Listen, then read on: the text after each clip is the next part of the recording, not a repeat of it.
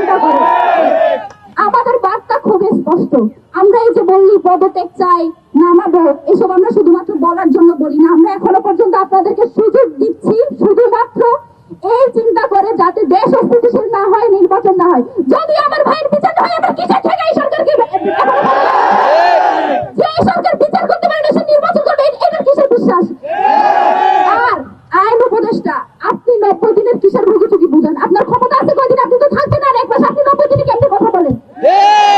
আপনাকে 1 মাসের মধ্যে বিচার কার্য সম্পন্ন করতে হবে।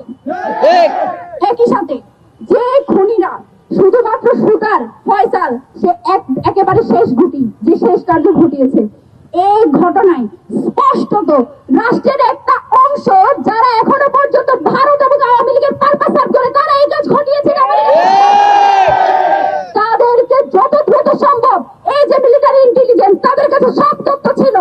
আমার ভাইকে কারা খুন করবে, তারা কিভাবে ছাড়া পেয়েছে, তারা যে ইনকিলাব কালচারাল সেন্টারে আসছে, সব তথ্য তাদের কাছে ছিল। তারপরে তারা এই কাণ্ড ঘটতে দিয়েছে। তার দায় তাদেরকে নিয়ে এখনো পর্যন্ত যে আওয়ামী দূষররা এই সব কার্য ঘটাচ্ছে, তাদেরকে অতি দ্রুত গ্রেফতার করতে হবে। এই ব্যাপারে কোনো সুশীলতা মানি না। আমরা এখনো পর্যন্ত স্থির আছি। বাংলাদেশের জনগণ মুখিয়ে আছে কখন ইনকিলাব মঞ্চ ঘোষণা দিবে এবং তারা রাজপথে নেমে এসে যা পারে তাই করবে। আমরা সেটা হতে দিচ্ছি না। তার মানে এই না যে আমরা শেষ পর্যন্ত দেখে যাবো যে আপনারা কি করেন। আজকেও বাংলাদেশে বিভিন্ন জায়গায় হত্যা হচ্ছে, বিভিন্ন জায়গায় গুলি করে মানুষকে মেরে ফেলা হচ্ছে। যে সরকার স্থিতিশীল দেশ রাখতে পারছে না, তো স্থিতিশীলতার দোহাই দিয়ে আমরা কি সব আটকে রাখবো? আমার কোনো ঠেকা নাই যে আপনারা আমি সরকারে বসে রাখবো।